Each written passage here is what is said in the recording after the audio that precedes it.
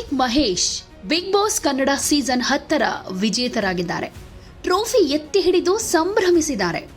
Drone Prathap runner up ಆಗಿದ್ದು, ಸಂಗೀತಾ ಶೃಂಗೇರಿ 3ನೇ ಸ್ಥಾನಕ್ಕೆ ತೃಪ್ತಿ ಪಟ್ಕೊಂಡ್ರು. ಕಾರ್ತಿಕ್ ಗೆದ್ದೇ ಗೆಲ್ತೀನಿ ಅಂದ್ಕೊಂಡಿದ್ದೆ ಅಂತ ಹೇಳಿದ್ದಾರೆ. ಪ್ರತಾಪ್ ನಾನು ಇಲ್ಲಿವರೆಗೂ ಬರ್ತೀನಿ ಅಂತಾನೆ ಅಂದ್ಕೊಂಡಿರಲಿಲ್ಲ ಅಂತ ಹೇಳಿದ್ದಾರೆ.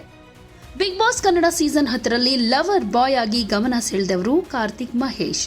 ಅಸಮರ್ಥರ ಗುಂಪಿನಲ್ಲಿದ್ದ ಮಹೇಶ್ ನೋಡ್ತಾನೆ ಗೆಲ್ಲುವ ನೆಚ್ಚಿನ ಸ್ಪರ್ಧಿ ಅನ್ನಿಸ್ಕೊಳ್ತಾ ಸಾಗಿದ್ರು. ಮೊದಲಿಗೆ ಸಂಗೀತಾಗೆ ಬಹಳ ಹತ್ತಿರವಾಗಿದ್ದ ಕಾರ್ತಿಕ್ ನಂತರ ನಮ್ರತಾ ಕಡೆ ವಾಲಿದ್ರು. ಕಾರ್ತಿಕ್ ಕೊನೆಗೆ ತನಿಷಾ ಜೊತೆ ಬಹಳ ಆಪ್ತವಾಗಿಯೂ ಕಾಣಿಸ್ಕೊಂಡ್ರು. ಈ ಮೂವರಿಗೆ ಕಾರ್ತಿಕ್ ಎಷ್ಟು ಹತ್ತಿರವಾಗಿದ್ರೋ ಅಷ್ಟೇ ಬೇಗ ದೂರ ಕೂಡ ಆದ್ರು.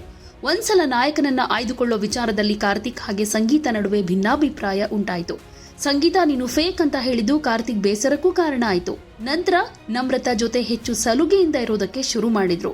ಸಂಗೀತ ಇಲ್ಲದ ಸಮಯದಲ್ಲಿ ಕಾರ್ತಿಕ್ ಹಾಗೂ ನಮ್ರತಾ ಬಿಗ್ ಬಾಸ್ ಬಾಲ್ಕನಿಯಲ್ಲಿ ಕೂತು ಡೇಟ್ ಹೋಗೋದ್ರ ಬಗ್ಗೆ ಮಾತಾಡಿದ್ರು.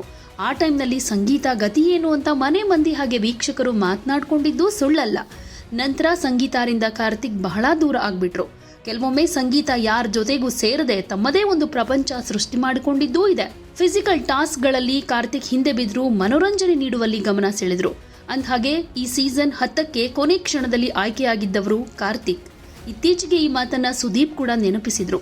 ಈ ಸೀಸನ್ನಲ್ಲಿ ಎಲ್ಲಾ ಸ್ಪರ್ಧಿಗಳ ಆಯ್ಕೆ ಮುಗ್ದಿತ್ತು. ಹೀಗಿರುವಾಗ ಕೊನೆಯದಾಗಿ ಒಪ್ಕೊಂಡು ಕಾರ್ತಿಕ್ ಬಂದಿದ್ರು. ಬೆಳಿಗ್ಗೆ ಒಪ್ಪಿ ಈಗ ಫೈನಲಿಸ್ಟ್ ಆಗಿ ಕೂತಿದ್ದೀರಾ, ನಿಮ್ಮ ತಲೆಯಲ್ಲಿ ಏನ್ ಓಡ್ತಾ ಇದೆ ಅಂತ ಸುದೀಪ್ ಕೇಳಿದ್ರು. ಅಂದು ಕೊನೆ ಕ್ಷಣದಲ್ಲಿ ಕಾರ್ತಿಕ್ ವಿಟಿ ಮಾಡಲಾಗಿತ್ತು. ಆಗ್ಲೂ 100 ದಿನ ಮನೆಯಲ್ಲಿರ್ತೀನಿ, ಗೆದ್ದು ಬರ್ತೀನಿ ಅನ್ನೋ ಆತ್ಮವಿಶ್ವಾಸದಿಂದಲೇ ಹೇಳ್ಕೊಂಡಿದ್ರು. ಹೇಳ್ದಂತೆ ಫಿನಾಲೆ ವೇದಿಕೆ ಏರಿದ್ರು.